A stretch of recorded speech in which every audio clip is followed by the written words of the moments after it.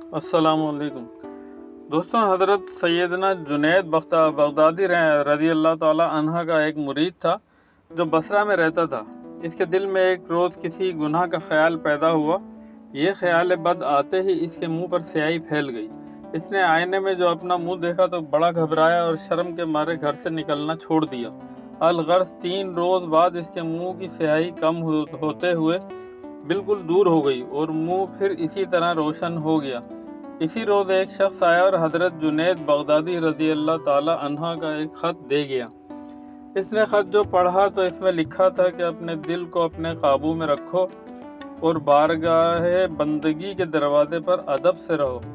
آج مجھے 3 رات دن گزر گئے کہ دھوبی کا کام کرنا پڑا تاکہ تمہارے منہ کی سیاہی دور ہو۔ دوستو، پوسٹ پسند آئی ہو تو لائک، شیئر اور سبسکرائب ضرور کیجیے گا۔ جزاک اللہ۔